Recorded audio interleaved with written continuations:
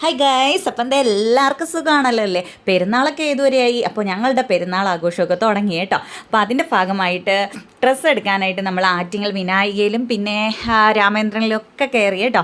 പിന്നെ എന്താ ബെൻസിർക്കാട് ഫോണിലെ ക്ലാസ് പൊട്ടിയിട്ടുണ്ടായിരുന്നേ. അപ്പോൾ അതൊക്കെ മാറ്റി, അത് അവിടെ തന്നെ രാമേന്ദ്രനിൽ തന്നെ ഉണ്ടല്ലോ, അപ്പോൾ അവിടെ നിന്ന് അതൊക്കെ മാറ്റി.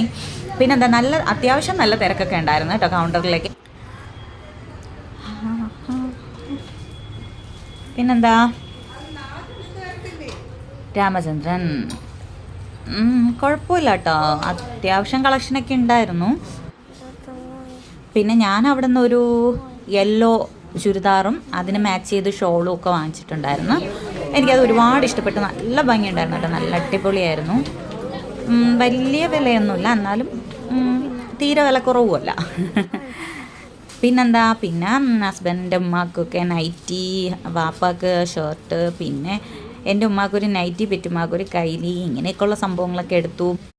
മോന് പക്ഷേ അവിടെ കളക്ഷൻ ഇല്ലാത്തതുകൊണ്ട് അത് ഞങ്ങൾ വേറൊരു ടെക്സ്റ്റൈലിൽ നിന്നാണ് എടുത്തത് കേട്ടോ, അത് വീഡിയോ എടുത്തിട്ടില്ലേ.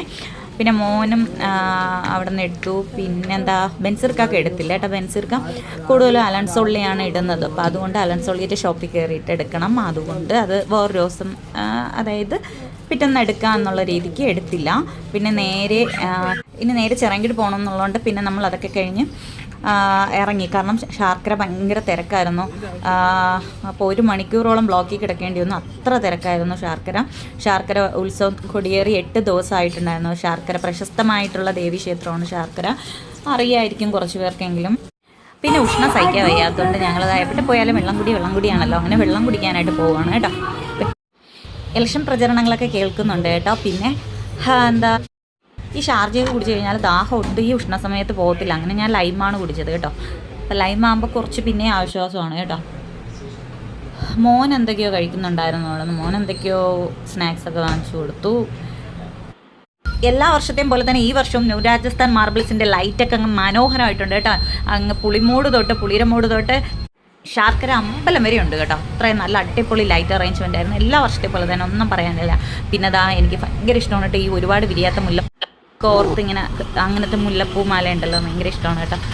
അപ്പോൾ എന്താ ഭയങ്കര തിരക്ക് കണ്ടോ, ഒത്തിരി നേരം വണ്ടി ഇങ്ങനെ തിരക്കിപ്പെട്ട് കിടന്നു കേട്ടോ. എനിക്ക് തോന്നുന്നു അറൗണ്ട് ഒരു മണിക്കൂറോളം കിടന്നിട്ടുണ്ടാവും. പിന്നെ എന്താ, ഇത് ബെൻസിർക്ക് തന്ന ഗിഫ്റ്റാണ് കേട്ടോ. അപ്പോൾ ഓക്കെ, ബൈ.